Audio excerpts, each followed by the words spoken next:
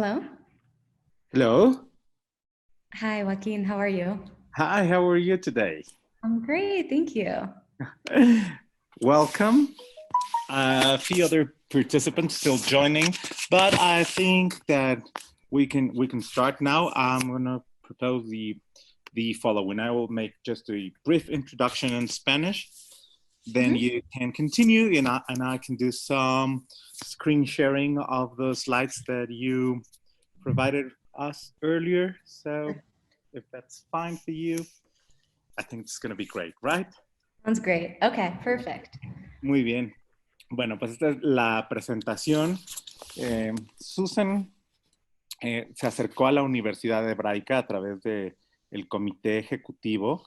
Es, bueno, un privilegio que ella pueda estar en México, dado que tuvo un breve receso de su actividad cotidiana. Ella es un miembro activo del ACNUR. Su última misión completada fue en Nigeria y justo ahora está en México y teníamos la intención de hacer esta reunión de manera presencial.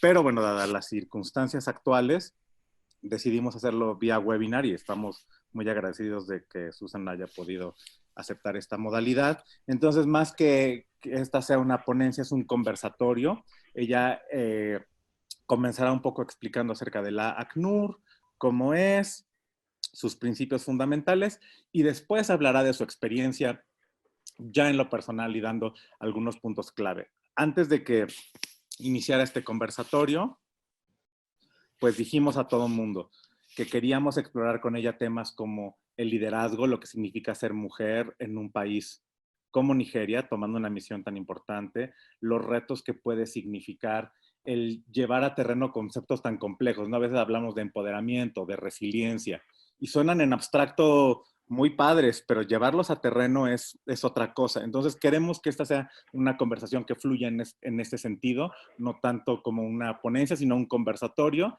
Los invitamos a todos a que tengan su micrófono apagado mientras no estén hablando para evitar ruidos ambientales. Y cuando estén listos, pueden hacer su intervención abriendo micrófono. Entonces, bueno, dado este preámbulo, voy a comenzar a compartir mi pantalla y ustedes podrán ver las cosas que Susan nos hizo favor de llegar y ella las irá comentando. Y yo voy a ir escribiendo en el chat algunas de las traducciones para quienes no se sienten tan cómodos con el inglés.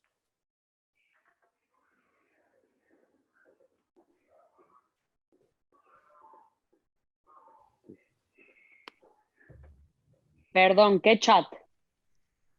En el chat de este Zoom, ves que tiene una opción de chat. En esa barra yo voy a ir escribiendo traducción para que tengan ustedes más o menos, si no alcanzaron a cachar algo, para que vayan teniendo una referencia. Okay.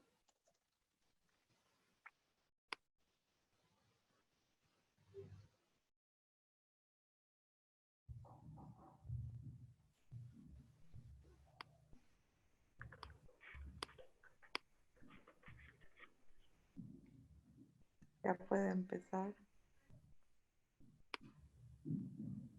Listo. Estoy compartiendo mi pantalla. Un segundo. Okay.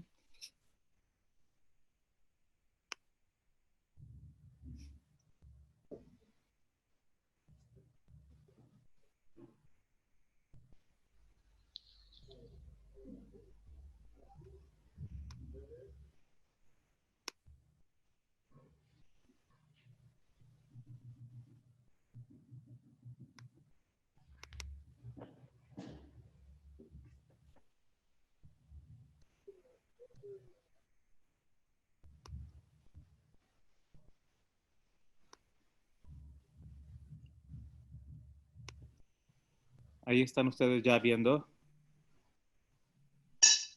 Ya pueden ver ustedes donde dice el programa la presentación. ¿Ya lo pueden ver? Sí. Perfecto. Okay, Susan, you're welcome. Okay, great. Thank you so much, Joaquin. And thank you to everyone here tonight. Thanks for inviting me to give this discussion, section lecture and discussion I'm really honored to be talking to you. I was excited to hear that the university has a humanitarian aid master's program. I think it's incredibly important that you as students now can be studying the principles and really thinking deeply about what kind of humanitarians you would like to be, thinking about resilience, like Joaquin said. I was really interested to look through your curriculum. And I think from what I've seen in the field, it's so important to have that kind of basis and knowledge before deploying to the field. So what I wanted to do today with you, I wanted to give a brief overview of my work with ACNUR or UNHCR. I'm going to go by the English name since I am an Anglophone, with UNHCR for the past 5 years in Nigeria. I want to go through a bit of what UNHCR's work is in general so that you have kind of a baseline understanding of what the agency generally does. And then I want to spend most of the time sharing a few particular experiences that I've had from the field that I feel when I reflect back on my experience, really point to kind of key challenges that I think many humanitarians face, and also where as individuals we have the power to make impact and have real achievements. So, so let's dive right in. Let me see if I can just move my screen over so I can see the presentation also. Okay, so if we go to the first slide.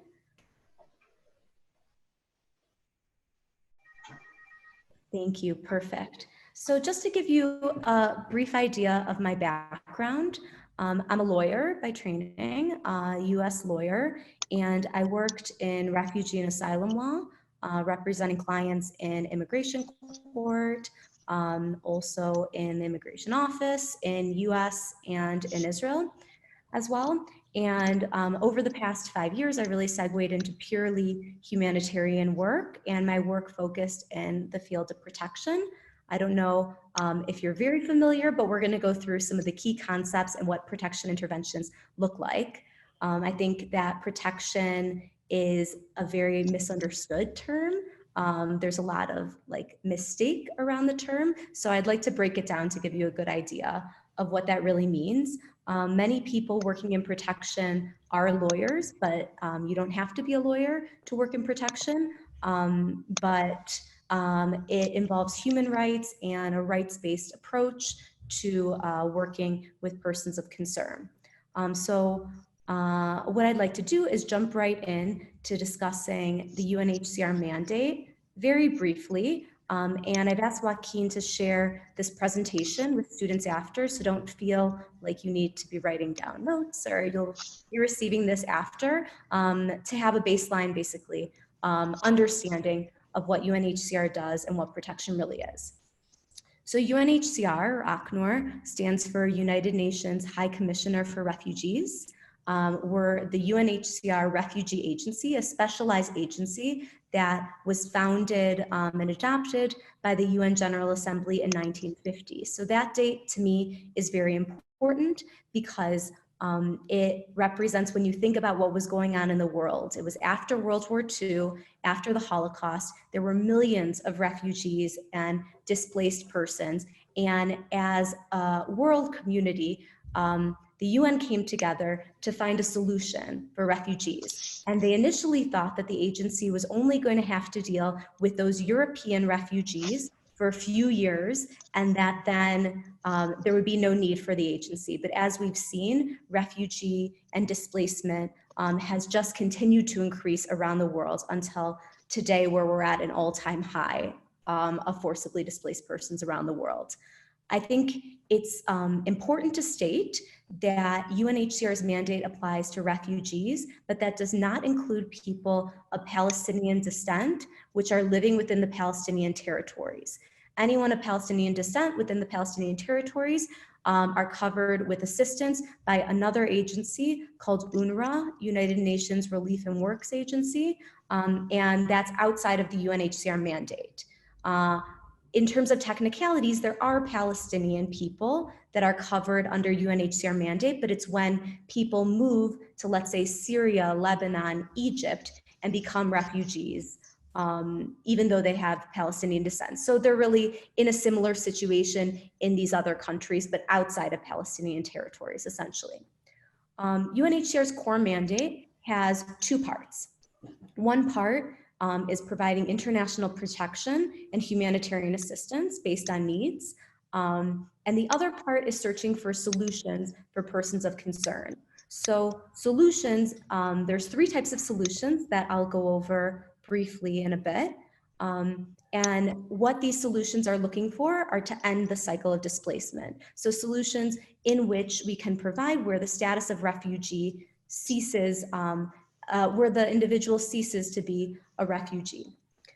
The core principle, which I'd be remiss not to mention, of refugee law, bedrock principle, is called non-refoulement.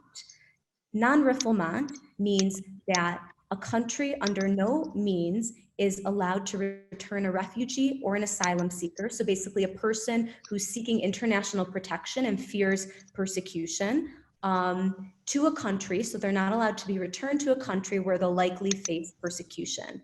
Now, this is known as such a bedrock principle of international refugee law that even if a country hasn't signed the 1951 Refugee Convention, they're still bound by this principle.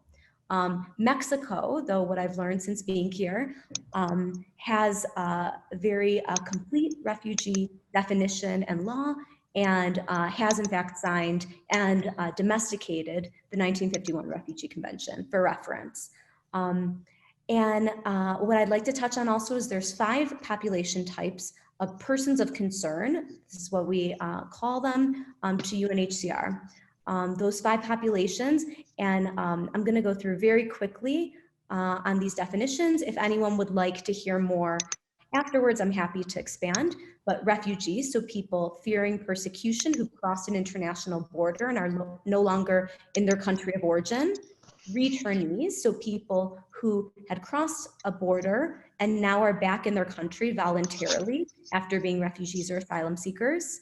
Stateless people, this means people who lack a nationality. Internally displaced persons, this means someone who fled their home for reasons of persecution, but hasn't yet crossed an international border. So the difference between refugee and internally displaced is really whether or not that person has crossed an international border. And the types of assistance that they could receive is often very similar, but a key difference for UNHCR, and a reason that you really need to know the terminology, is whether or not they're in their country of origin. So whether or not their government owes them something already as a citizen. If you're internally displaced, you're still a citizen of your own country, so your government should be protecting you. Whereas if you've crossed an international border and you're a refugee, then the government might not be as willing to provide protection, and you might have additional needs. And the last category of persons of concern to UNHCR are asylum seekers. Asylum seekers are people who've crossed an international border, are seeking international protection, but haven't yet been granted the status of refugee. So on our next slide, okay, now I'd like to go through very briefly, again, what is protection? So I included the definition for you. This is a definition that has been determined by the Interagency Standing Committee, or also known as EASC. And the definition is all activities aimed at obtaining full respect for the rights of the individual in accordance with the letter and the spirit of the relevant bodies of law, namely human rights law, international humanitarian law, and refugee law. So what does that mean? This definition could seemingly almost encompass everything. And in fact, how I would describe humanitarian protection, it's about improving safety, well-being, and dignity for crisis-affected populations. There's core principles that I've included that I think are very important to keep in mind. And without going too much in depth on each one, I really want to highlight the first, which is do no harm. And to me, do no harm really means that you're ensuring that the affected population is consulted at each step of an intervention to ensure that the impact of the aid that you're providing doesn't have unintended negative effects. And this to me is such a crucial principle because it sounds so simple, but from what I've seen in the field, it's in fact, I believe, very difficult to deliver a humanitarian intervention where you're certain that it's going to do no harm. I think that it really involves consulting the affected population, making sure that you're understanding their needs, their issues, how they would like the intervention to happen, what intervention, where, for whom. There's a lot of questions, and it means also making sure that you're taking steps at each point in your humanitarian intervention to make sure that, that you're understanding the consequences of your intervention and modifying as need be.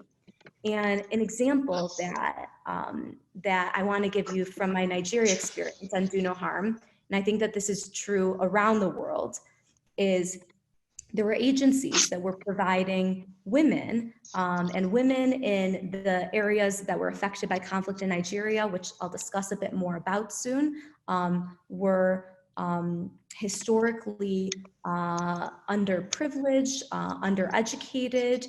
This is a very impoverished region, very patriarchal, where the husband and the father and the family is really dominating over women. So when agencies came in with the very well-intentioned idea of providing livelihood trainings for women, which means that they were providing them with skills trainings of how they could work and earn their own money after, and then a startup grant so that they could start their own small businesses. So this wonderful intervention that happened had the unintended consequence of domestic violence rates going up in the camps that it was implemented.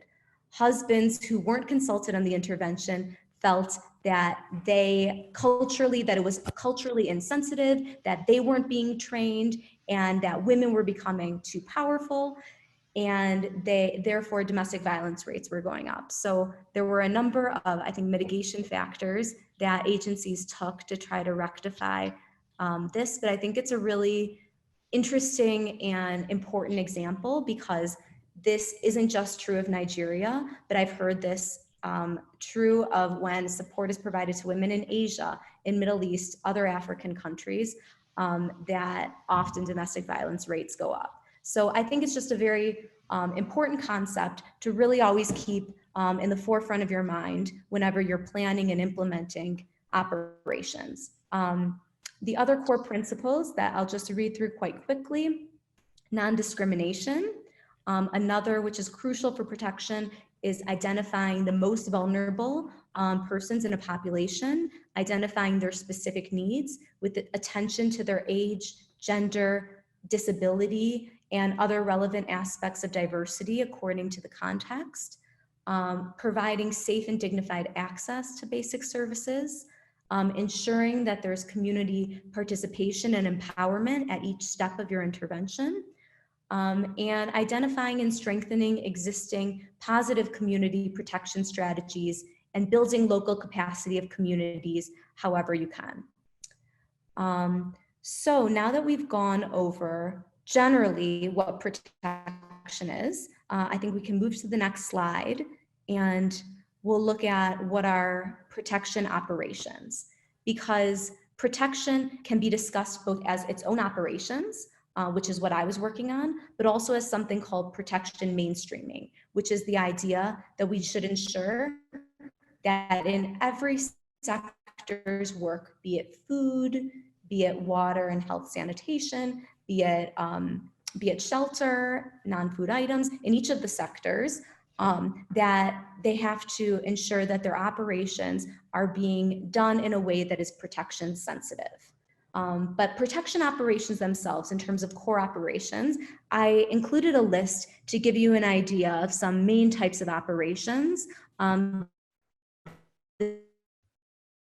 Luisa. This is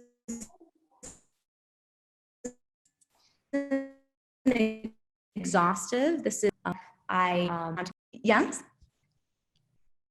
Oh, sorry. Can you hear me?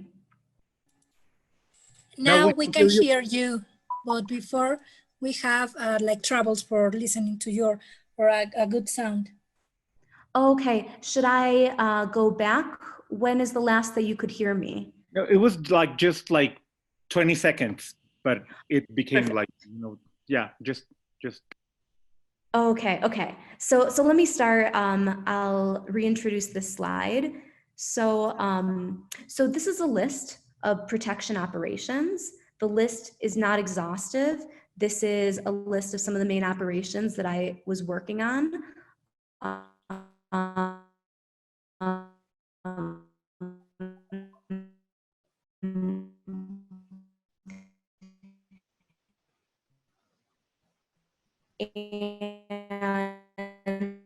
I wanted to include it on status determination. This is critical to a lot of our country operations. This means that we help governments determine who's coming as an asylum seeker and stating that they need international protection, whether or not their case is valid. So there's a number of ways that we support governments to do this, but we help with capacitating the government, training them, and also as needed, doing the status determination ourselves, which are interviews then. We often we're represented at countries' eligibility committee boards and appeal boards to decide then who will be given refugee status in the country. Durable solutions for operations. I think this is very important to mention. As I mentioned, this is the second core part of the UNHCR mandate. There's 3 durable solutions. One, and none of them, I should say, are prioritized above the other. So durable solutions always have to be voluntary, agreed upon by the person of concern, and they're not forced upon people. So one solution which would cease the condition of being a refugee is local integration. So that means that the refugee is able to settle within the country, obtain the rights that a citizen of the country would obtain, and it should be a path to permanent residence and thereafter hopefully citizenship. Resettlement is a durable solution that's often very popular with refugees. Many refugees living in the global south or underdeveloped countries would like to move to Europe, US, Canada through resettlement. But in fact, only 1% or less of refugees around the world are actually resettled. This is the least used option because it's so resource intensive and countries have to voluntarily accept a refugee, and many countries have quotas.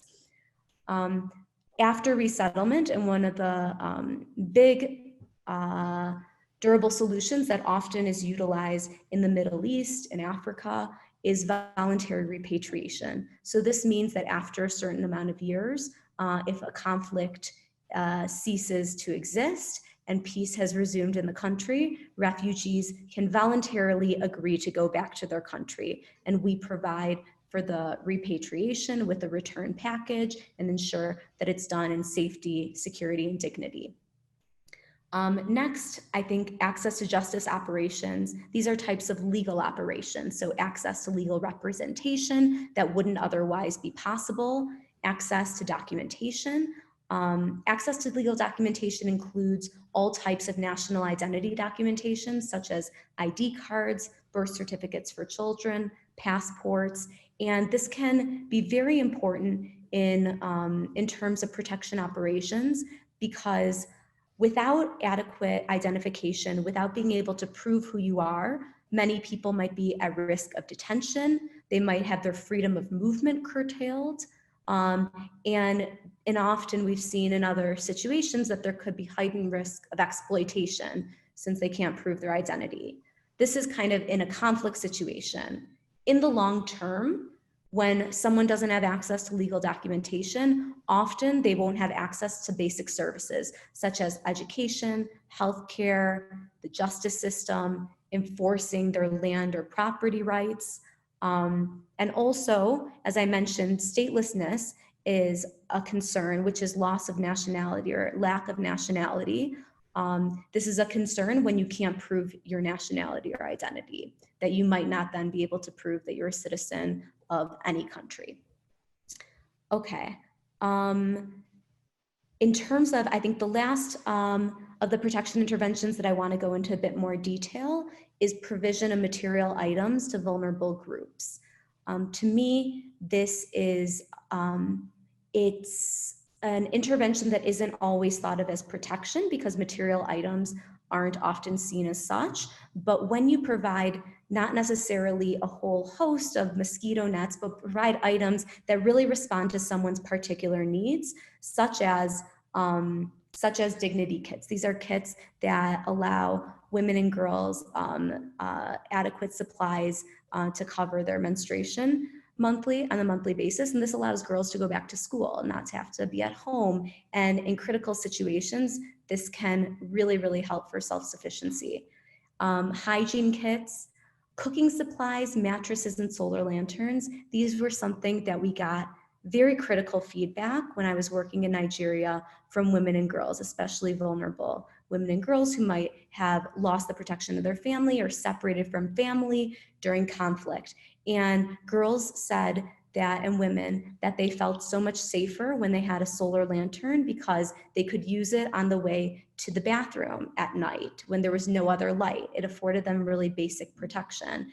They also could plug in and charge cell phones. So if they were in need, they actually had access to call someone for help.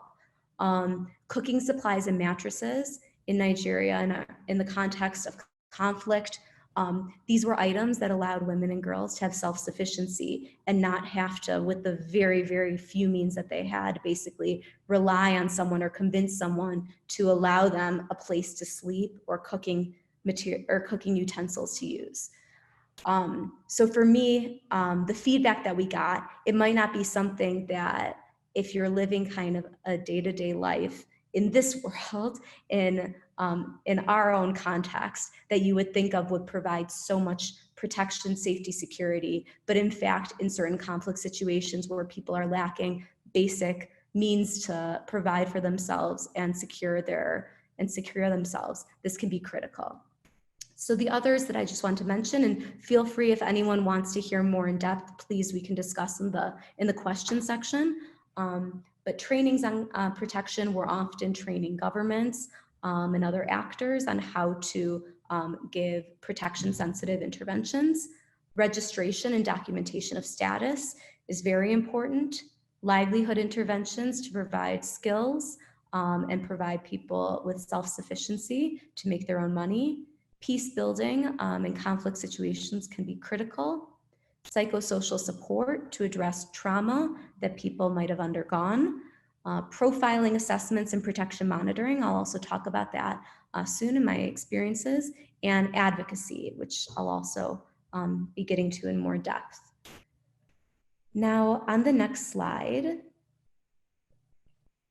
I wanted to mention so that you have an idea of the emergency context. In an emergency situation anywhere in the world, there's a certain structure that's invoked when an emergency is in the onset phase. And we call that the cluster system or the sector system, depending on the title is depending on what the government agrees to.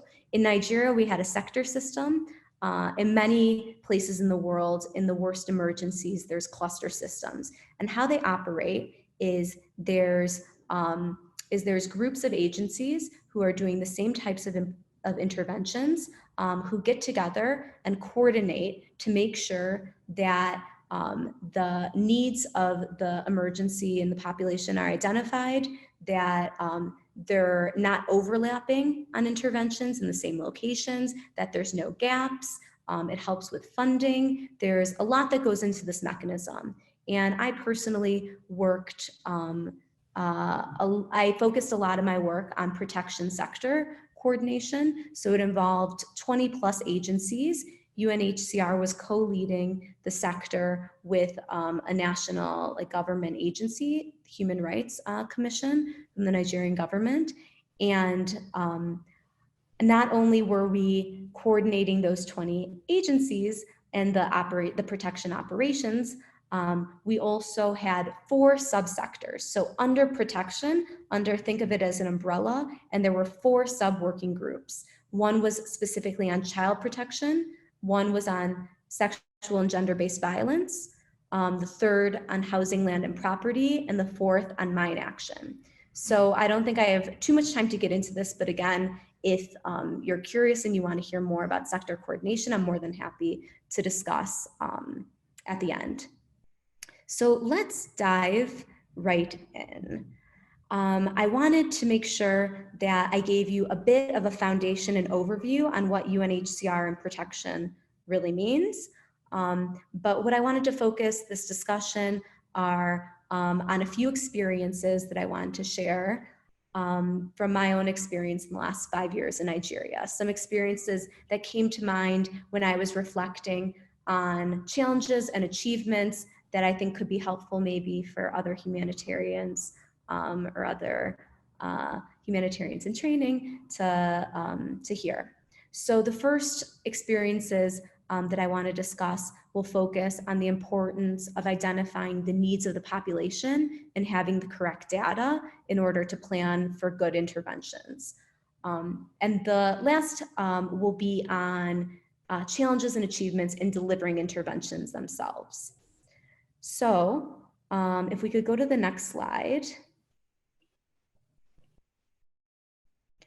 Okay, so I first wanted to tell you about when I was implementing the protection sector assessment in Borno State. This is the state in Northeast Nigeria that was the most critically and still is critically affected by the Boko Haram insurgency. So you may or may not have heard, but this insurgency has been over many years, technically since 2009, but it's a terrorist group defined as such by the US government and other governments around the world.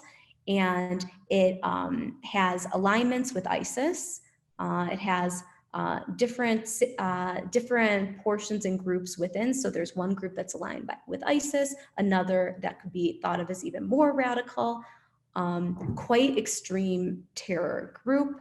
I think the famous moment in the news that you probably might have heard in 2014 in May was the kidnapping of girls from Chibok that was in Borno State that I'm describing, and the whole Bring Back Our Girls campaign. This became, I think, kind of in the news, the face of the conflict, but it was really not even scratching the surface because this kidnapping was one of many kidnappings of women and girls by the terrorist group. And there was really a host of horrible violence, murder, torture, maiming, recruitment of children, slavery of Boko Haram of the people, by Boko Haram of the people that they kidnapped.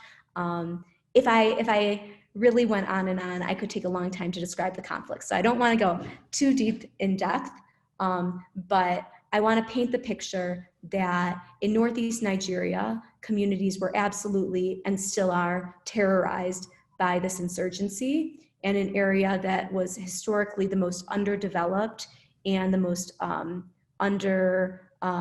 invested in terms of infrastructure, education, really an impoverished area, but who had been peaceful beforehand, all of a sudden was thrust into this extremely brutal insurgency. And from 2015 to 2016, when we did this intervention, this protection sector assessment, Boko Haram held territory the size of the country of Belgium. So under this territory, which they held for over a year, humanitarians were not able to access the population. We had no idea, essentially, what was happening within the territory. There was some satellite imagery, but otherwise, essentially, because it was a no-go zone, there was very little information. So when these areas in the Nigerian military had real gains against Boko Haram in 2016, humanitarians a month or so later were able to access these territories. And what we saw was horrific.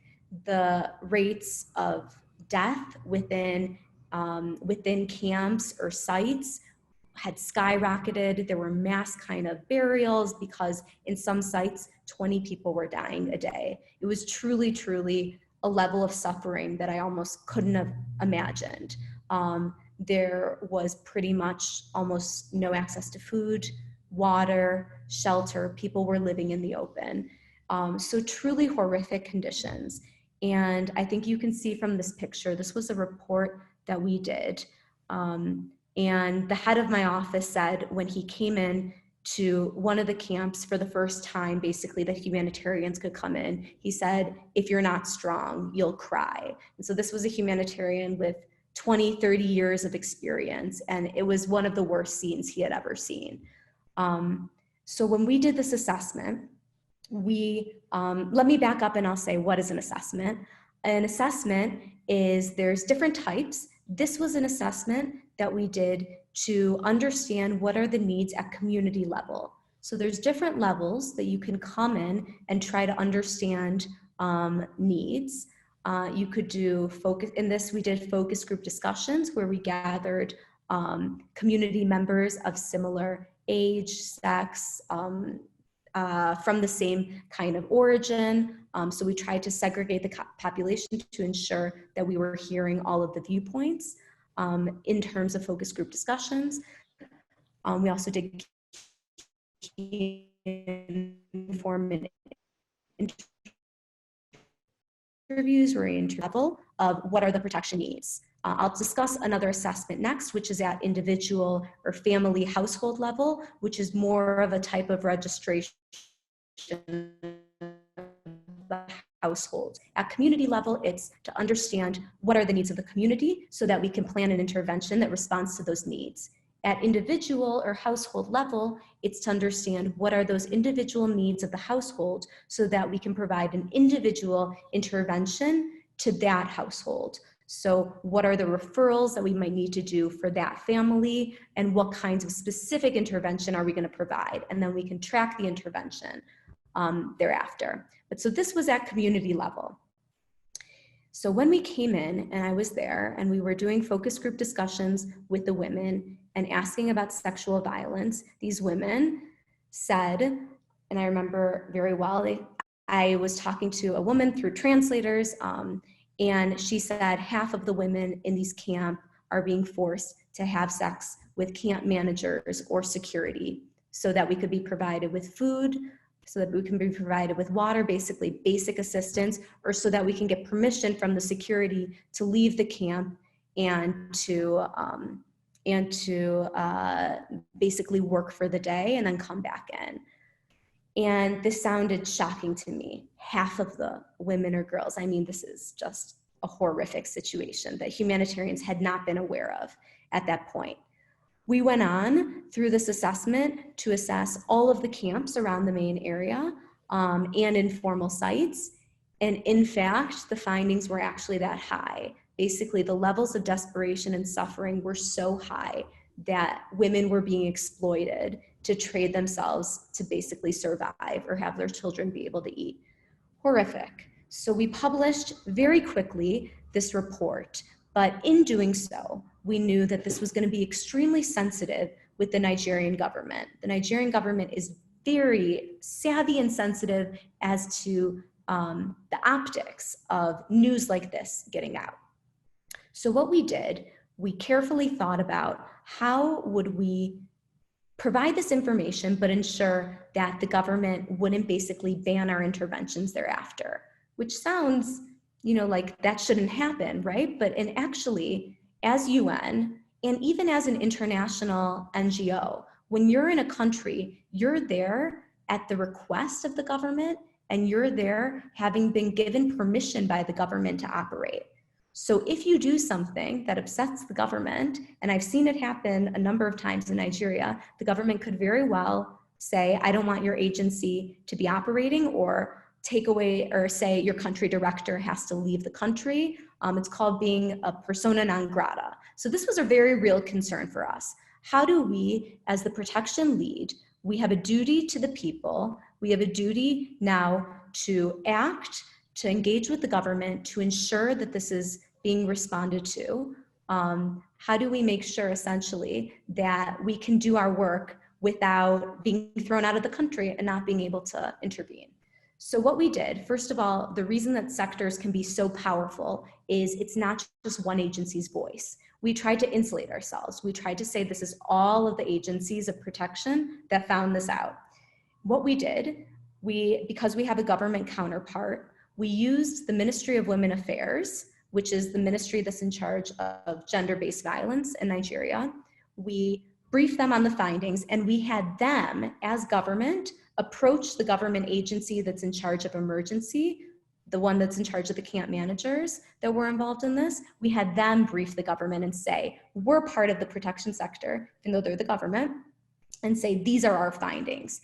And that approach worked really well for us, because having government representing these views and representing the needs that we found as the protection sector allowed it to be stated in a much more kind of politically sensitive way. And what happened after we had these findings, I came back, and having been the one that was in charge and helping to lead the assessment, I presented to the humanitarian country team. This is the team that involves all of the heads of the UN agencies and of international NGOs, as well as donors. And so once we presented the findings, a chain of events went into play where it was taken very seriously. And there's a number of other reports that then came in so that we could really understand exactly what's happening, who's perpetrating, and there's been now years of interventions essentially managing this.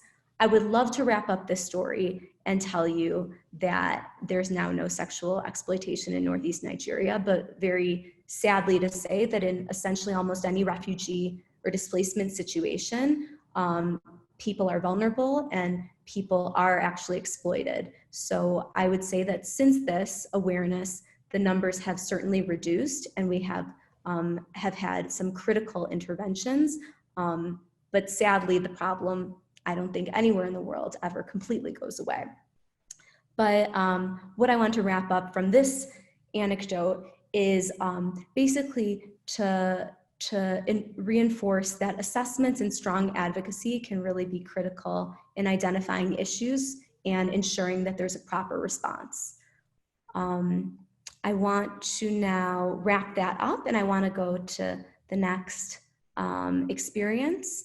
We can go to the next slide.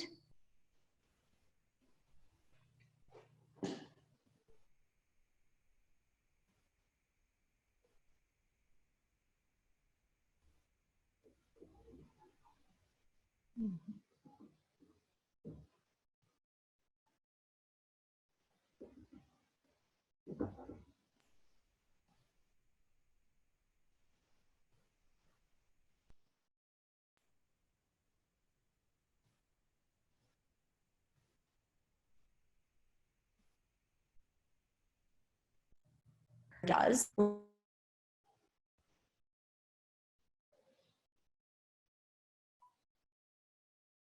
Hello? No. I think my program cut out there, so I just want to be sure. Have you been hearing me? No. Okay, For for the how last 30 seconds, Yes, we yes, didn't now hear yes. you. Okay, no problem. Okay, so so what I want to describe now, and thank you, we're on the right slide, so you can already see the pictures. This is how we developed refugee returnee registration and then trained immigration officers to implement this operation. So what, in a refugee situation, you can have voluntary repatriation, which I discussed as a durable solution, where UNHCR assists the people to go back home.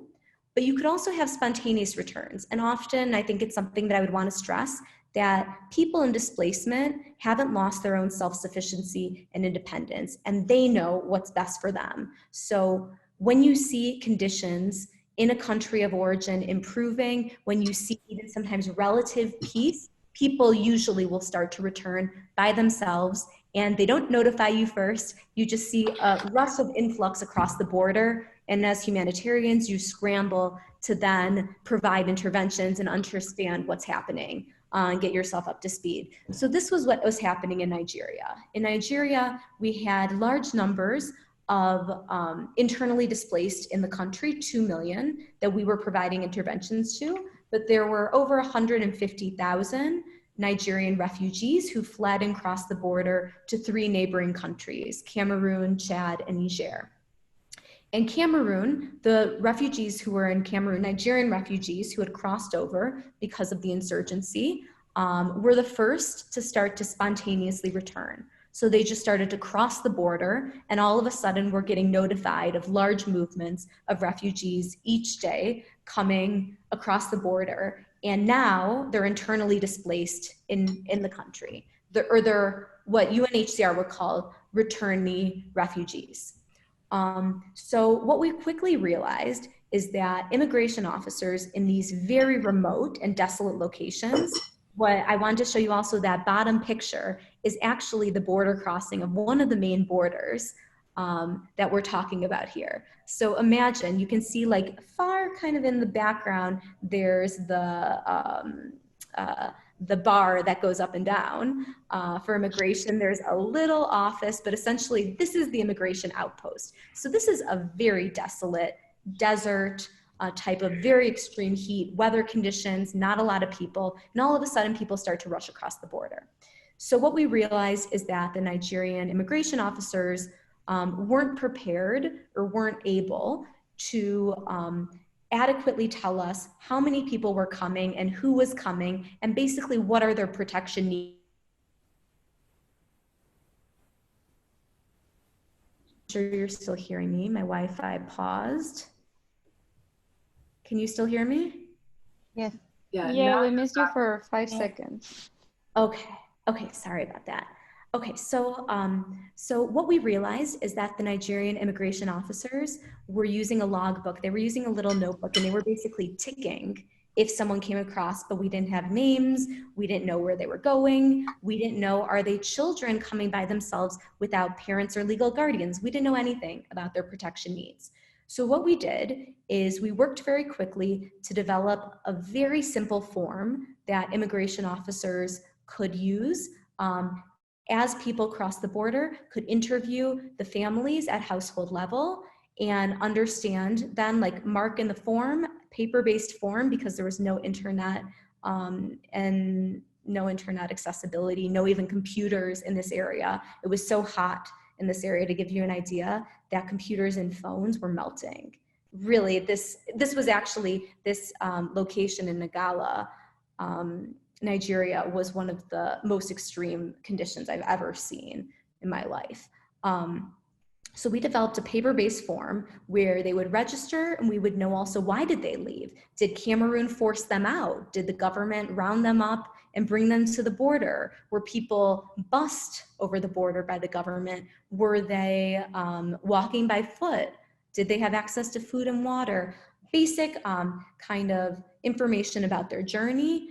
Basic also knowledge for us to know for our own advocacy purposes, was this a refoulement, as I told you?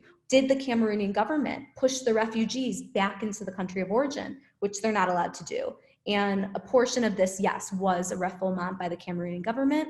Majority was actually spontaneous movement of people who were having a very hard time in Cameroon to make ends meet, and thought that they would be better off displaced in Nigeria. So what we did, you can see in the top picture, we had a series of trainings for immigration officers where we taught them about protection, where we taught them protection-sensitive interview techniques, where we taught them how to ask questions to make sure that they're not victimizing the population, and where we basically taught them principles so that we would be able to have them do this registration for us at this outpost, and then share with us the information.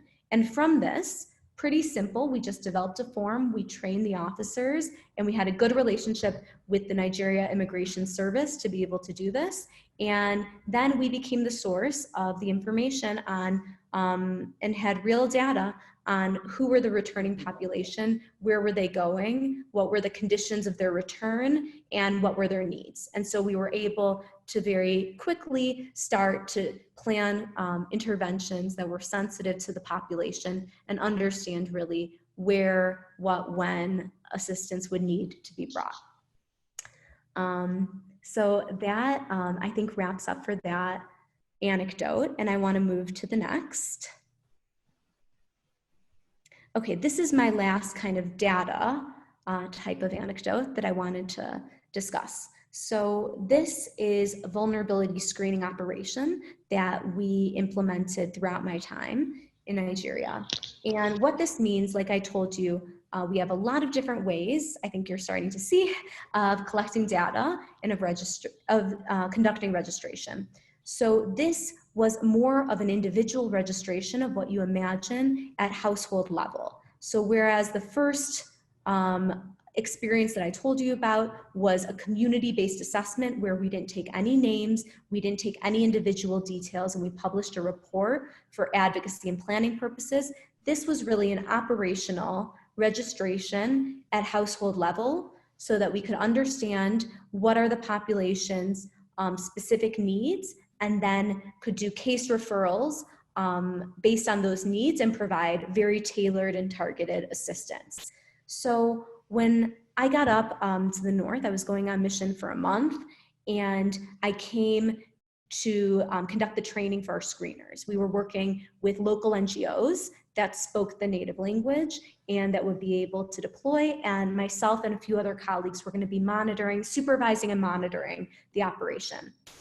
But as this is often the case when you're working with the UN, you have a lot of operations in a lot of parts of the country. So you're working with partners and you're doing the planning, you're doing monitoring, you're reporting, but you're often not the one who's there every single day in every single community because you have more of a supervising role. So when we got there, and we had plans to do a one-day training where we would go over all of the protection principles, go over interview techniques, go over the plan of how we were going to conduct the vulnerability screening operation. But once we were there, we thought that it was just a refresher training because we had used these screeners in previous rounds of the operation, of the exercise. But then when we were there, I realized that there are screeners that actually don't have capacity to understand what this exercise is, and on an even more basic level, didn't speak English, and the form was only in English. So this was extremely concerning. I was extremely concerned about the data that we published in the past. Once I realized that, we extended the training to a 3.5-day training where, as you can see in this picture, we made participants at 2 different stages take an exam that they had to pass so that we were certain that they were understanding the protection principles, they were understanding what specific needs are so that they would be able to do this assessment themselves, and to make sure that basically they spoke, read, and wrote English. So after that, I think that very basic training, we went out to the field and we were monitoring in very remote sites. And I should say, these are difficult areas that we were working in. These were areas that it was so insecure to travel by road from the state capital because there had been ambushes by Boko Haram on humanitarians. So we had to travel by helicopter. We had a few UN helicopters that humanitarians were using, and you would take the helicopter in for the day and either come right out, or you would stay for a few nights in tents or in an office space. But basically these are like remote areas where they were villages and you just had IDP sites or camps, and pretty heavily military guarded, because outside of the military security perimeter that they set up, there was a no-go zone for military because there were active Boko Haram terrorist capability outside. So when we got there, I was monitoring and I was following a few of our screeners, and they were doing the they weren't interpreting. So I was just watching the exercise as it happened in the local languages of Hausa and Kanuri. And I realized, and I started to ask the screener, why are you asking that question? How did that go so quickly? That's a multi-part question. And she said to me, oh, I already know what their needs are. Oh, I didn't need to ask them. I know that they need food, water, and shelter. And so I realized that and this wasn't only this one screener, were actually, because the conditions were so hot, they had so many households to interview. They weren't asking all the questions. They were actually just stating what they thought the population's needs were, which is incredibly wrong. I think on a very basic level, this is, obvious. But in these places, the capacity that we could get for local partners to implement this, who spoke the language, who had basic levels of education, it was really a struggle. And we very carefully, when we got the data back, we very carefully cleaned the data, and anything that kind of like struck out to us as unique, we would call the screeners and say, what happened on that question? Do you remember talking to the household? And we really tried to ensure through this exercise that the data was correct and valid. And we presented it after within the humanitarian structures to the protection sector to validate the exercise. We presented it to the humanitarian country team, which, as I said, are the agency heads, so that it would be validated and so that everyone would be able to use it and rely on it after.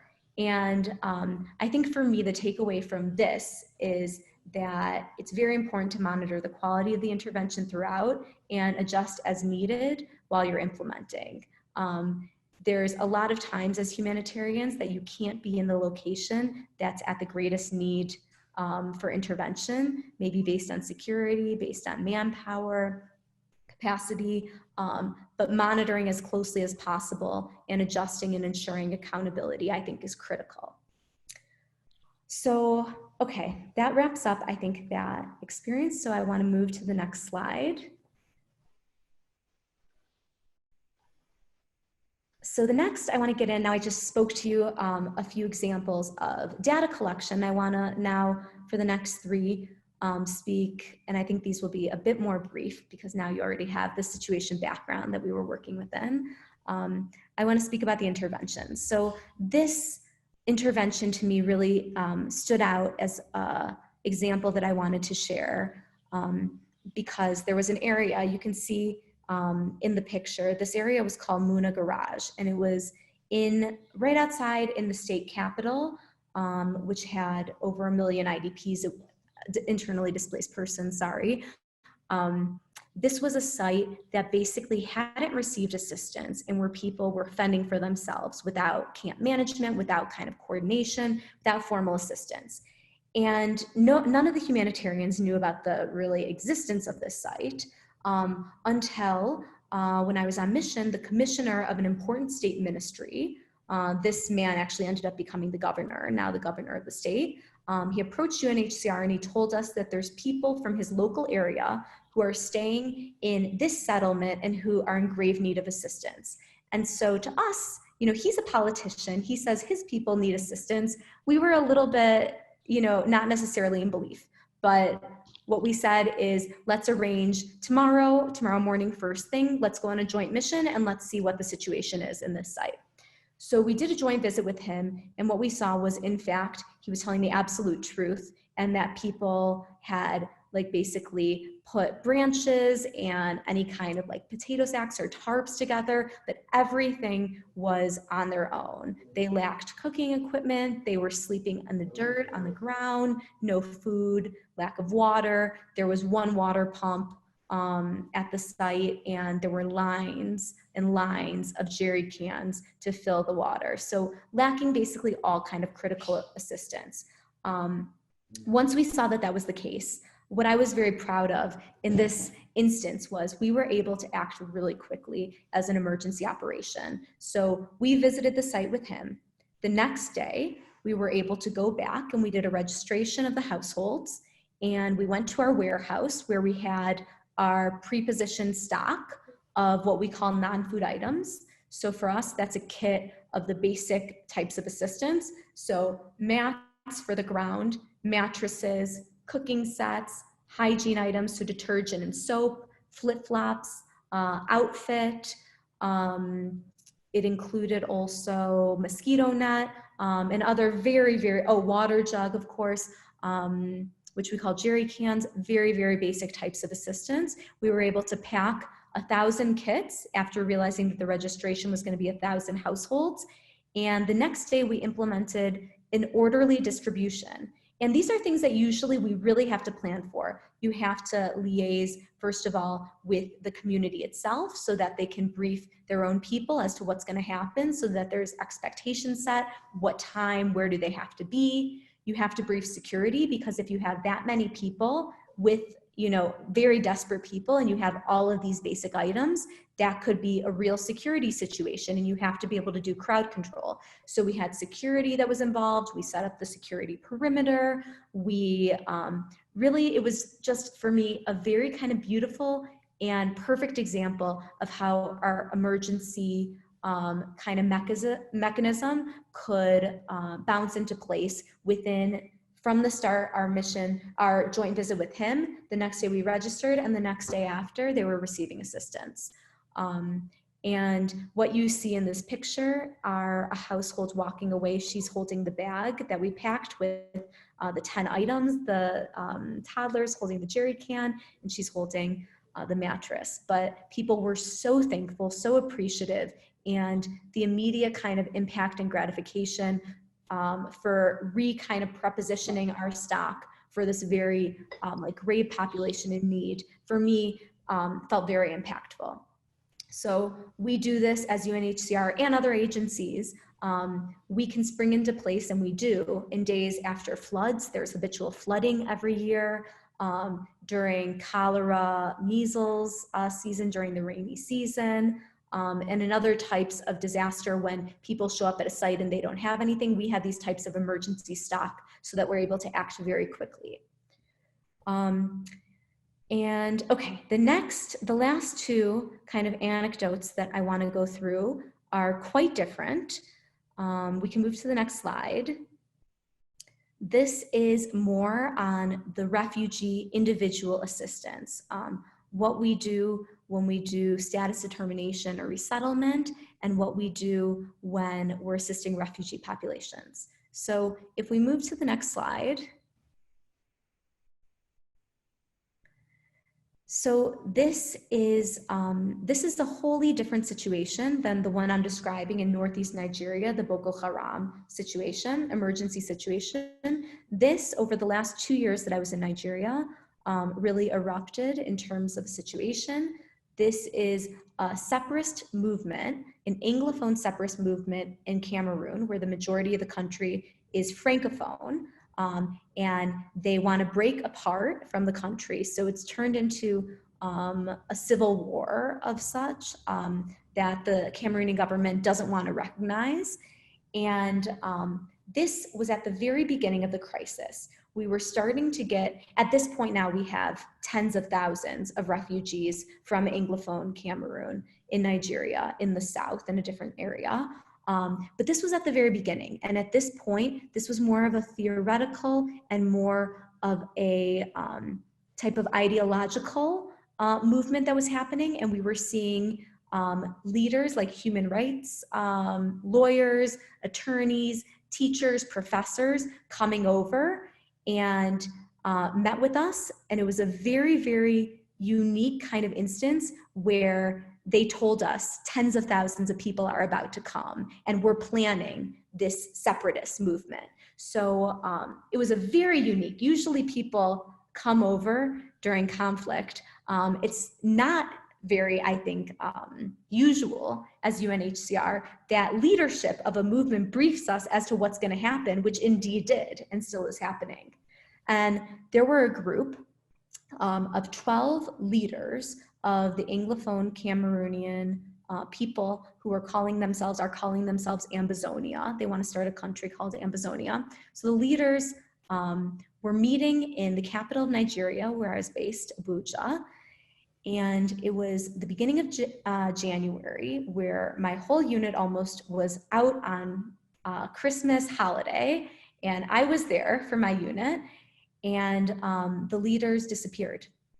12 of the leaders, the 12 leadership actually, were meeting at a hotel, and all of a sudden, men showed up dressed in black. These were the accounts that we were getting, kidnapped, took the men, and no one knew where are these people? Where are the leaders? So we're being contacted, and we're trying, basically, it was pretty much me for my unit, which was a stressful and memorable situation. This was very important.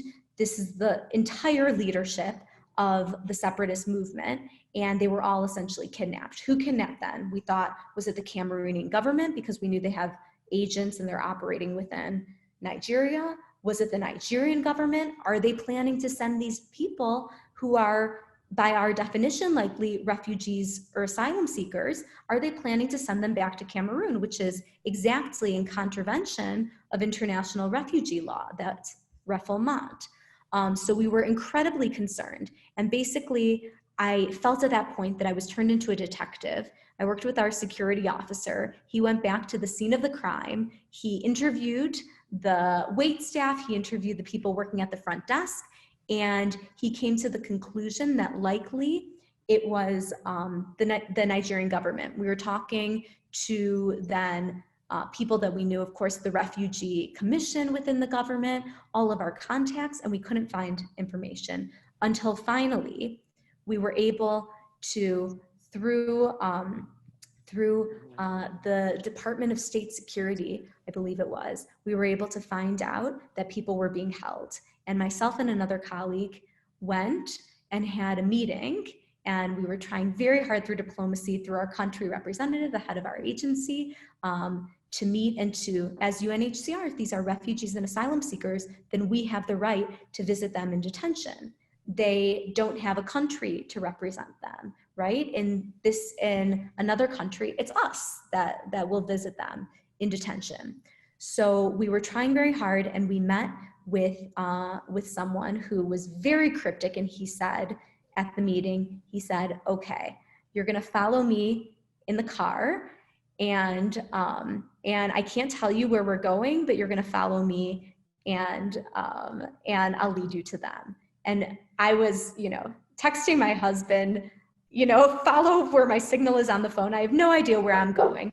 We were brought to a secret detention facility within a military kind of compound. And then we walked into a conference room, and there were the 12. And their families had no contact with them for weeks. No one knew where they were. And it was such kind of take back moment that essentially me and my colleague were the only people that had contact with them, and at that point could see their faces, talk to them, and know what's happening. We couldn't bring in phones or anything. We only brought in one notebook and a pen so that we could take notes, and they let us spend 2 hours interviewing them with the Nigerian government present though, and each person stood up and either said, I'm already a recognized refugee, these are my details, this is my family. They gave us their critical kind of details, and then they stated why they were a refugee and that they're seeking our protection.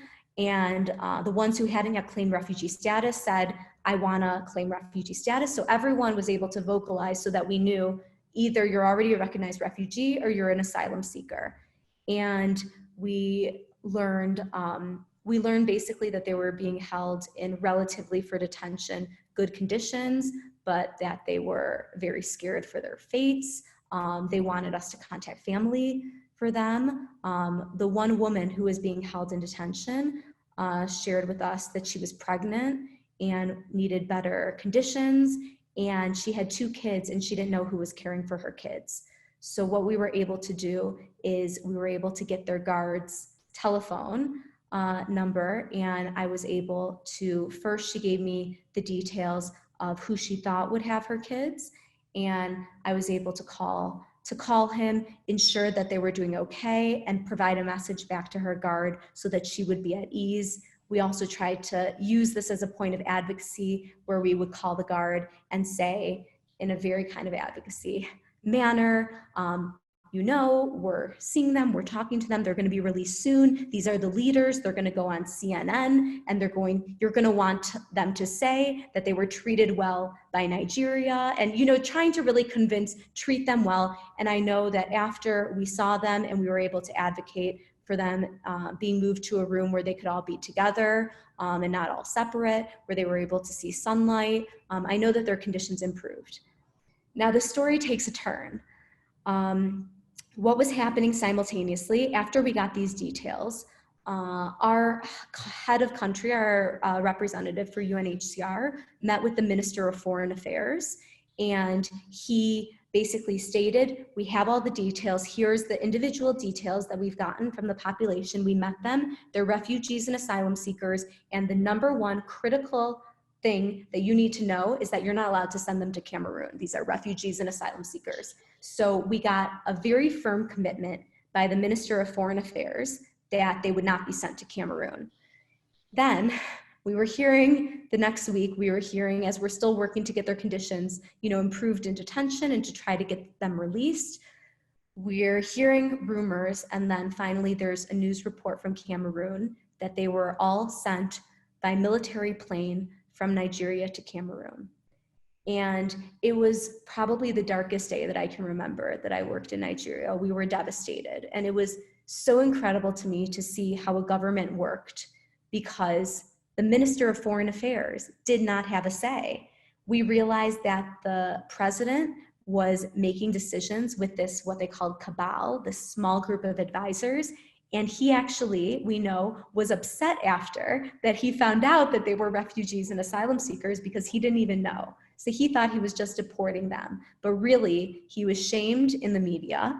There was a Nigerian high court decision a couple of months later stating that the Nigerian government was wrong, that this was a refoulement, and that they should be sent back to Nigeria, which of course the Cameroonian government would never do.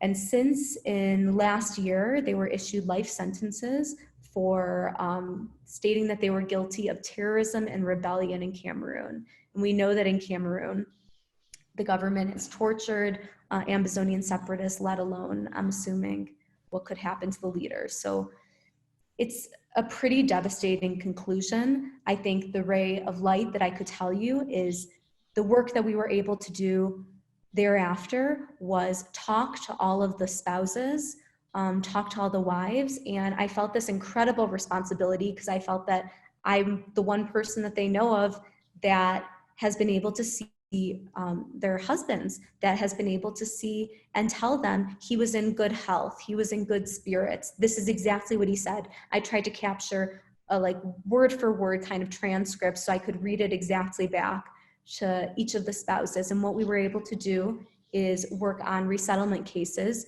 for 3 of the families so that they could be resettled outside of Nigeria, because understandably, and they were very high profile, after their husbands were kidnapped and, you know, refouled to Cameroon, they did not feel comfortable to keep staying in Nigeria. I think the takeaway from this story, if I can, that even with all efforts, you know, politics can reign and basic rights of refugees, including refoulement, can be disregarded. So, okay, I want to wrap up that story and move to my last one, and then we'll get into questions. And I think this will be a bit shorter. So this is, yeah, if you go up one slide, you can see this is a Turkish refugee family. And I think this is an interesting story for me because it shows that, that the people that we serve, refugees, are self-sufficient, they're independent, they're smart, they know what's best for themselves.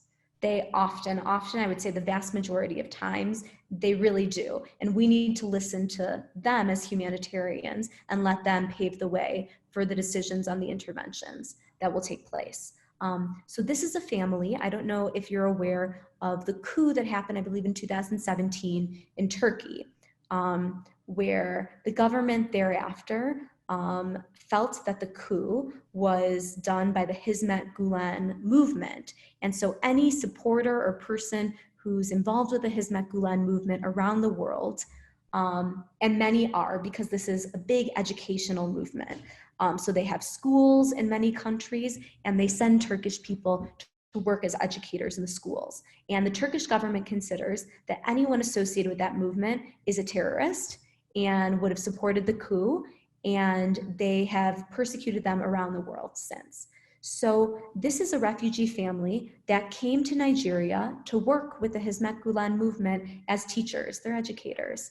And once they were here after the coup, they became what's known as refugee surplus. So this is a term for you weren't a refugee when you fled your country, but once you were in another country, circumstances changed such that you can't go back to your country because you would fear persecution.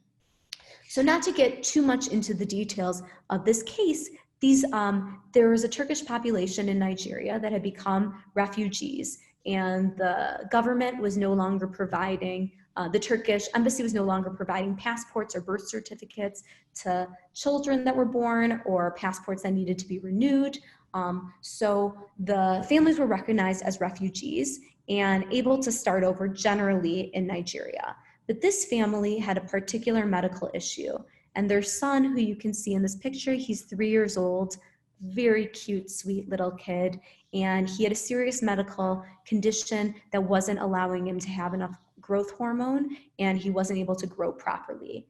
And there was a medical assessment done, and the medical assessment we had from UNHCR, started a medical assessment that we sent to doctor, and the assessment was that nowhere in Nigeria could he get the kind of assistance that he needed in order to properly grow, and that he would need to be in a country with more sophisticated medicine. So we presented the option, which I had described previously, of resettlement for the family, but resettlement can take a long time. Even in a medical condition, it shouldn't take a long time, but sometimes it can. And the family felt that they didn't have any other option, and they did what they thought was best. So without telling us, as they could, the husband got a visa to go to Germany, saying that he wanted to go to a soccer game. And when he got there, he said that he was an asylum seeker and claimed refugee status.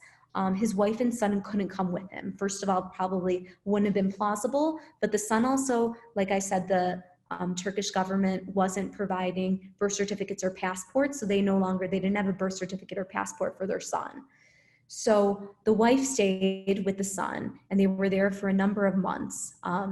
And the husband's application was being considered. And what we did, basically, we call this for UNHCR pursuing a complementary pathway. So it means that it's not going through our normal resettlement kind of funnel, but there could be another way that refugee, in this case, family reunification, that if he got refugee status, that the family then would be able to join. And what we did as UNHCR is we were in very close touch with UNHCR in Germany. We were in very close touch with the German embassy in Nigeria and the German consulate. And we were able to basically help them as quickly as possible speed up the case. And we were able to, within a few months of just our assistance of staying on top of basically a lot of logistics to try to really speed a bureaucratic process forward, we were able to speed it along. And within, for us, almost record amount of time, the family was able to reunite.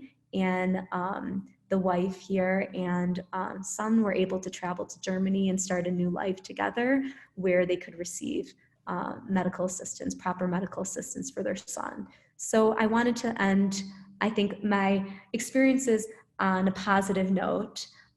This, to me, when you see the impact that your work can have on individual families and really change lives and allow them to start a new life together, and to be able to provide for their son in the way that he needs, really, for me, that's the best reward as a humanitarian. So I think that I want to end there, and I want to say thank you. Thank you for having me. I'm excited to hear if you have questions, and we can take the discussion from there.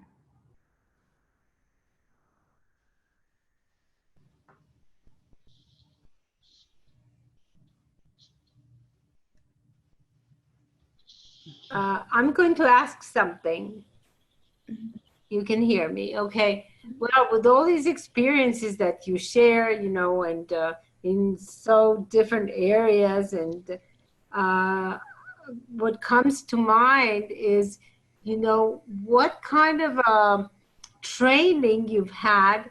You seem to be really young, you know, to encounter all these. And is this Nigeria and all these places like your startup point, or you've done this elsewhere as well? Okay, yeah. So I mean, to give you an age reference, I'm 34. And so my training, I mean, in school, I majored in political science, minored in international studies for my bachelor's degree. I'm a lawyer. So in terms of the basis of law, I worked in refugee and asylum law and also in litigation. So that's kind of more formal training. But I have to say that most of the training, it was either on the job, or UNHCR is pretty great at providing training opportunities. We have a lot of online training opportunities, actually also that students might be interested in, because it's many of them are not only for staff, it's open to the public. We have learning programs that I've partaken in. So trainings that took 8 months, and we would have a course and we would be doing work throughout. So we have like a number of formal training mechanisms that I've also taken part in. Trainings from a Netherlands Institute on humanitarian negotiation for a few days. I participated in a week-long training on interagency protection in Kenya last year. I mean, I won't list everything, but really I think you're working with an agency like UNHCR, you're presented with a lot of training opportunities. So you would say it's more the UN than your US government? For the US government, my understanding is that a lot of people who go into USAID, OFDA, BPRM, the Bureau for Population Refugee Migration, generally have some other kinds of like NGO experience or UN experience. It's generally not kind of entry level. UN also, I would say for my agency, it's definitely not entry level. Most people probably enter either in their 30s, or many people have been working for years and years as national staff and then convert to be international staff, which is what I was. Okay. Yeah, so people usually come with life experience, but I would say unless you have this particular experience, there is a lot also that you're kind of just thrown into deep water and expected to swim. Right. Very exciting, scaring, exciting, all it's mixed there. Thank you. Yeah. No, thank you for sharing. Okay.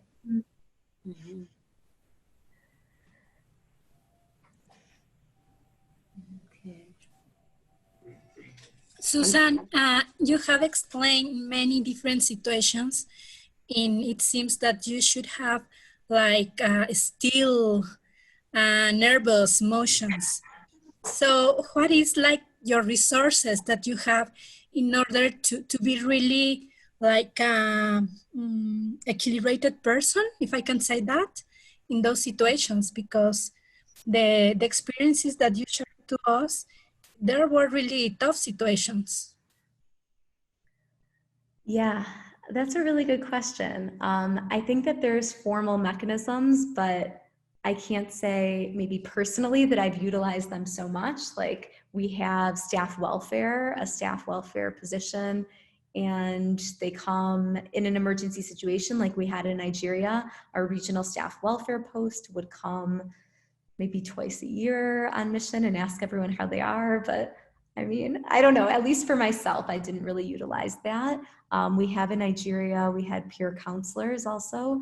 But yeah, I didn't really utilize the formal mechanisms.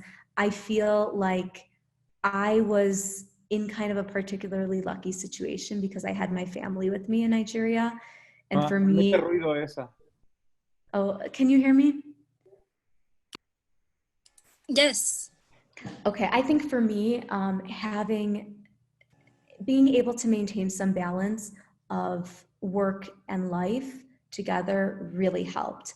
I think the absolute hardest for colleagues, and I was living in the capital city, which wasn't always easy, Abuja, and traveling frequently to the field, but the colleagues who were living in the guest house in the Northeast under curfew, basically without anything to do other than pace at night in the parking lot, which is what I would do with them when I was on mission because there's nowhere else to walk. That's tough.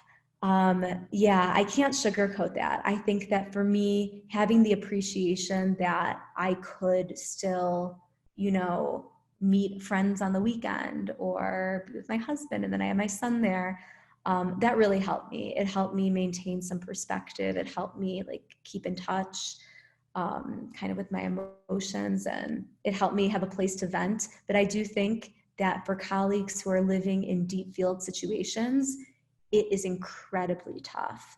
I saw a number of people who were struggling and probably didn't have effective enough coping mechanisms. Yeah, I think that the people who I saw doing better in the field were definitely those who had made closer friendships and had found some like outside venues and maybe also outside their own agency. I think sometimes agencies can become very insular in situations that people are living in guest houses, working in the same office, and there's no separation. I think people who had a little bit healthier of a social life and at least maybe once on the weekend went to visit a friend in another agency on another compound, probably did a bit better. I hope that was a good enough answer because I... Good enough. Thank you, Suzanne. Okay. Hi, Suzanne. I want to ask you something. Thank you for sharing us your great experience there. I want to ask you, what kind of recommendations can you do for all kind of people that want to do this kind of leadership, helping other communities in other countries? What are your recommendations for there? Yeah, okay. I think my number one recommendation would be to get experience in your own country. I think I think that you're in a different situation here than I was, because at the point that I was looking to segue from work in the legal field to work as a humanitarian, there wasn't a crisis in my country. But right now is kind of a very opportune time to get experience in Mexico. And the vast majority of people that I saw who were humanitarians had started as national staff in their own country. So I think right now, I think that you're like well placed to get employment in this field. I would say most people that I knew who were coming as international had started with like at least 2, maybe 3 unpaid positions, which is, I think, very unfortunate in terms of humanitarian sector. But I do think that that could be the case. Though, again, for those who started as internationals, if you're starting as national staff, I think that you can get first positions paid because the majority of positions are for national staff. I would also recommend, while you can, and if you can, go to the field first. Do deep field if you can, if it allows, even if it's just a number of months. Maybe you don't have the capacity to do years, but field experience is so highly valued in the humanitarian sector. And I think generally, as many people get older, then they want a certain or different kind of work-life balance. So if you have the opportunity right out of school, I would encourage go deep field, understand the interventions on the ground, and that will prove invaluable, I think, later for your career. Thank you.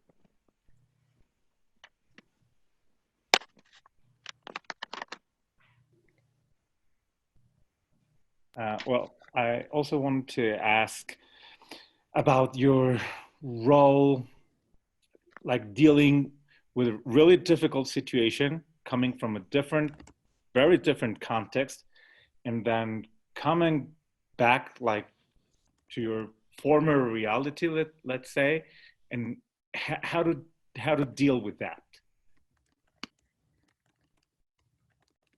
Yeah, that's a great question. I have to say it was a bit of a shock when I moved to Nigeria because I hadn't lived in Africa before.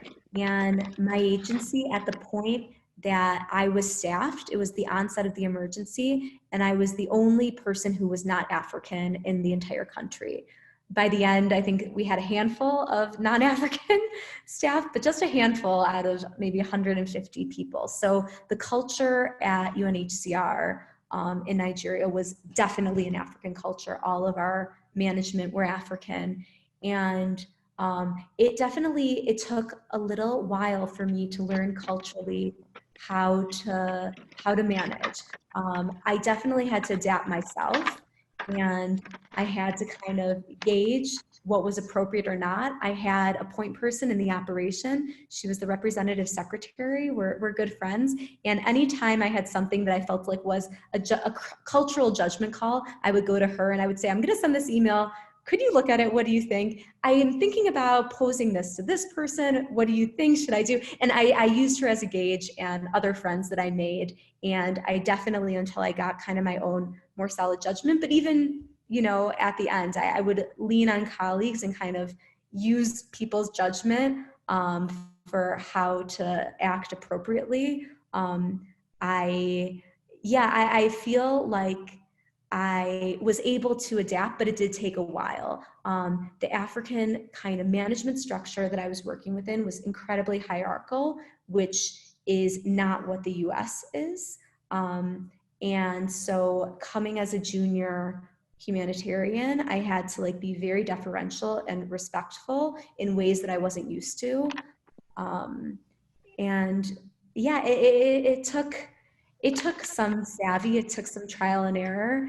And at some point, I remember I kind of overheard a conversation, and I might've been called pushy American. And I thought, okay, gotta adjust. I have to make sure that, you know, I'm being culturally sensitive. That I remember it came up early on. I went to an eligibility committee hearing, and I was just absolutely shocked at what the quality of the cases were that the government that we had been supporting was reviewing. And I was just coming from, as a refugee and asylum lawyer, I was horrified actually that people's cases had been handled so poorly. And I really voiced it in the eligibility committee. And then I realized that I ruffled some feathers, and I realized that things had to be done in the Nigerian context in a very specific and very nuanced way.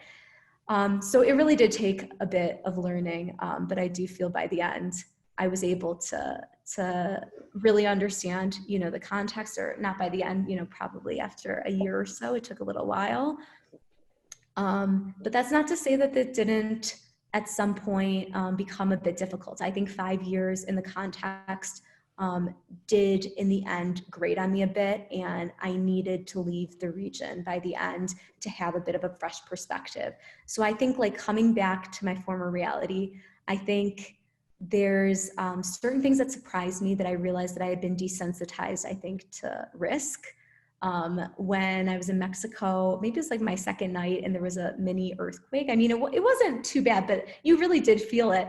And my husband and I looked at each other and we're like, we shrugged our shoulders, and we didn't even think to like, actually, we didn't even think that we needed to check on our son, which I realized after, like, oh my God. But I just realized, you know, first of all, we didn't know what to do in an earthquake, but also I think we had really been desensitized. We had lived through Ebola. We had a number of medical crises. We had, while we were in Nigeria, 2 election cycles where we were on lockdown.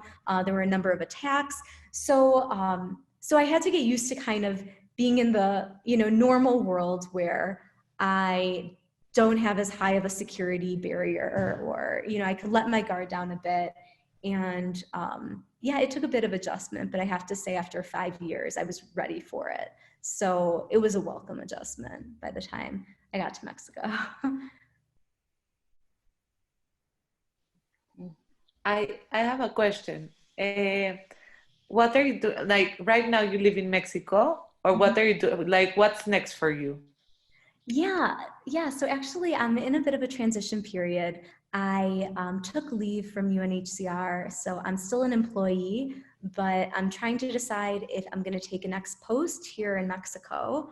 that's potentially an option right now, or if I'm going to become an international consultant. So I'm kind of keeping my options open, and I've been interviewing for both, though during coronavirus now. I do not think this is the best time to be staffed anywhere. But yeah, I think for me, what I would really like at this point in life, I would love to potentially work in Mexico and really gain the perspective of another region. But I also am hoping to prioritize like work-life balance, choose the projects that I'm working on, make sure that like I feel very strongly about the mission of the project, that I feel that it will have impact. So ideally, whether or not I take a position in Mexico, I hope to have some kind of balance between going to the field and then being able to do home-based work so that I could stay with my family.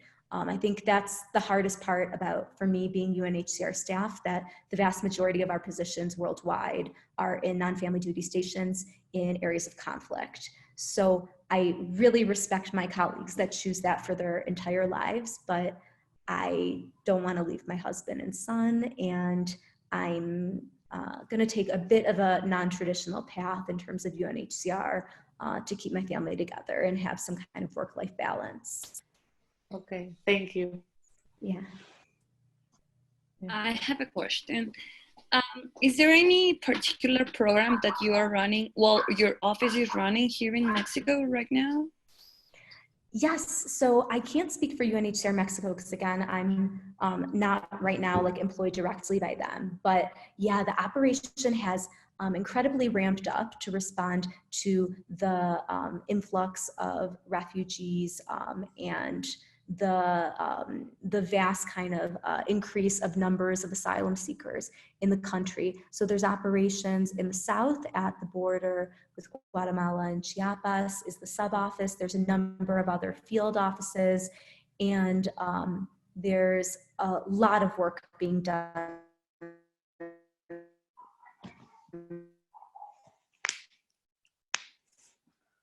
Why? No se escucha nada. No se escucha. Se congeló la imagen. Sí. It freezed. Right now, population movements and the people individual international protection needs, and there's a large number of people who are claiming asylum now and have international protection needs and also need dire humanitarian assistance. Oh, and I should mention the main countries that people are coming from are North Central America, so Honduras, Guatemala, El Salvador, Nicaragua, and I think thereafter also Venezuela. And Venezuelans, while I'm not exactly sure of the status, Venezuelans have a different type of status in which they're being provided with international protection, but it's not that they have to do individual asylum applications. Yes. Thank you. So is it kind of the IOM work? Like you do something similar like them? Yeah, that's a great question. And I think it speaks to also something that I didn't realize when I was outside the system, that there can be a lot of competition on the inside. So it seems, UNHCR, UNICEF, IOM, we're all UN, but in fact, you could be competing for donor funding. You could be competing to have the operation in X area of the country to serve the population. It's quite an unfortunate but very real, I think, circumstance. And in a lot of places in which there's both migrants and asylum seekers, refugees in the same movement, UNHCR and IOM are having to split the work and work out kind of with a bit of like a mandate turf war, who's doing what, where. So I think it's a bit challenging. And this would be a context, Venezuela also, where, and also with the Northern Sahara movement towards Europe, I think these are all areas in which UNHCR and IOM are working together, but also having a bit of difficulty in defining which will be their role. Oh, but I should mention UNHCR refugees, IOM migrants. So there is a difference of mandate, but we operate very differently as organizations.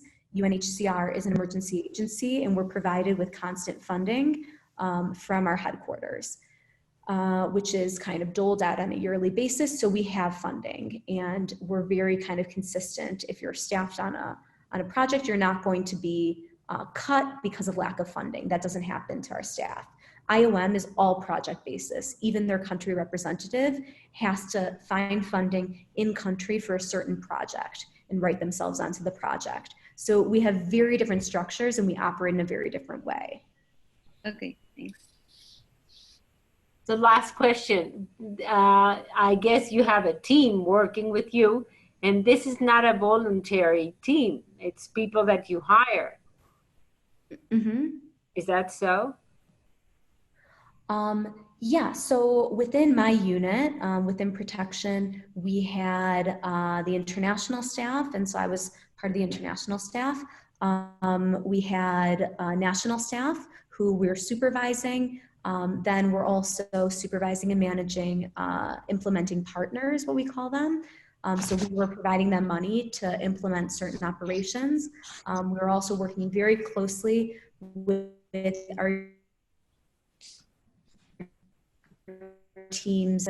So we had protection officers there also. So we're working together kind of on different portions of the program. Like a lot of what I could do at points would be the capital city type of work or supporting what the operation needed. Whereas the operation, on the operational field level, they're there day to day managing the field emergencies. Okay. Did that answer what you were looking for? No, yes, it's more of a structure. I mean, people make a living out of, I mean, this is not a voluntary job. You make a living. Okay, yes. I mean, absolutely. This is, I think when you're on the outside, I think a lot of people joke that their family members will say, oh, you're volunteering. But no, this is a professional field. And it really is. I've met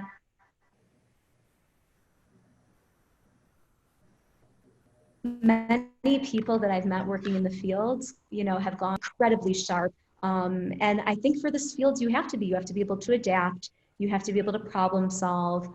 There's a lot of, it's a very dynamic field, and you have to, I mean, as you say, you have to be very professional. If you come and you want to do good and give out food, let's say, but you have no idea what you're doing, you could do more harm than good. So I think it's especially why I'm so happy to speak to the master's program. Having this kind of program and training people to go off and be very conscientious, professional humanitarians, I think is critical for the field, because it's absolutely not volunteering. This is absolutely a career.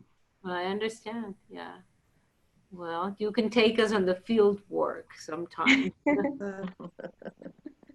Sorry, Susan. Sharon wants to ask you, what about yourselves, team? Is there something different in your emotions, in your emotional intelligence before and after this great experience? What's going with your emotions? You know? That's a good question. Yeah, I think you can't see suffering like this or do this work day in and day out and not be affected by it. I think people who think that they aren't, they always are. At different points, I realize also, and I've taken a bit of a break since I left Nigeria. I've taken like half a year off because I felt that I couldn't discuss these very heavy, very kind of grave topics every day without it really starting to weigh on me. I needed 6 months where I wasn't talking about the worst types of like sexual abuse to children. I mean, these are really, and this is what you're talking about on a daily basis, writing about, passionately advocating, working on individual cases. It's difficult.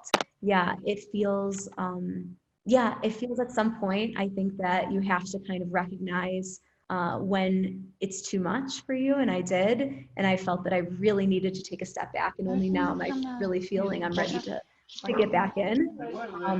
But yeah, I realized at some point I was having nightmares, and at some point I think a lot of people kind of desensitize themselves, which also isn't good as a coping mechanism, because I think you need some balance of empathy and protecting yourself in order to do this work.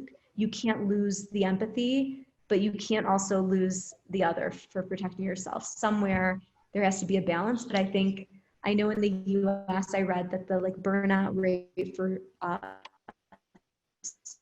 social workers for children in child services is 3 years. And I believed it because I think that dealing with the worst kind of cases and seeing the worst of humanity really does require every so often people to take a step back. And I know a lot of people who, in another field in my former career as a lawyer, I know if you have a resume gap, people would frown upon it. But for humanitarians, I think people don't even ask because they understand that you go through such intense missions and such intense kind of work life and experience that you have to, for mental health, take time off.